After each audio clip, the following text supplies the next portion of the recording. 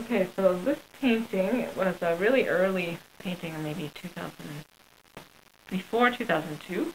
Um, and it was just when I started, finding my stride with painting. I really made a lot of ugly, ugly paintings. Before that, I think every painter does. Like, there's a saying that like, painting is really easy if you don't know what you're doing. And I found that the more I paint, the more I find it is a really difficult field.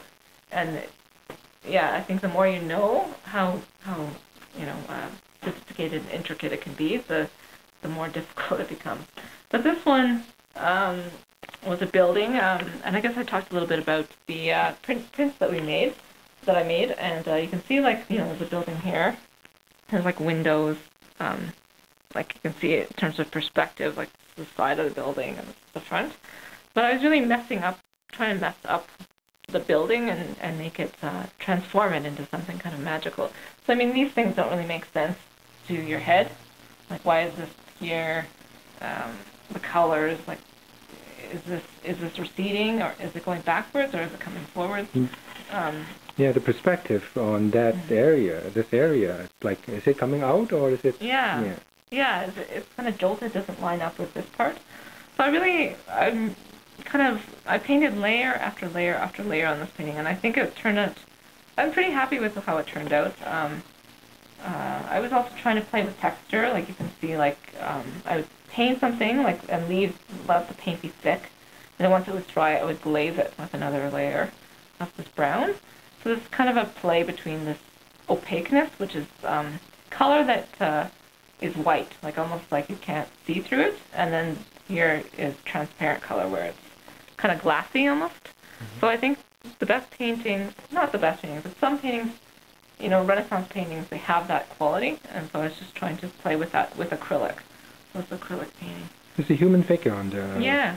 Here. There's a person walking here, and this painting is called The Day After. So again, I was evoking this kind of romantic feeling of, okay, and the day after could be quite open. What would it be like as a person walking home after a breakup? Or maybe it could be after a romantic encounter, and how do you feel inside after something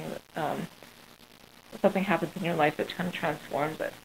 So that's kind of the idea of the painting, I guess. And I think it's quite successful even now. Compared to most of my other work, just in terms of just having sharp lines, and then some areas that are a bit more blurry, and some subtle shifts of color, like this orange, and then this part where it gets a little less intense. So the title of the painting, does it have anything to do with your personal life at the time? Yeah, probably. I mean, I always I always had crushes and things when I was younger, and I was kind of going through a long-distance relationship during that time. So I think part of it, in a long-distance relationship, you always have your mind somewhere else with somebody else. So maybe that kind of influenced the work a little bit. So, yeah.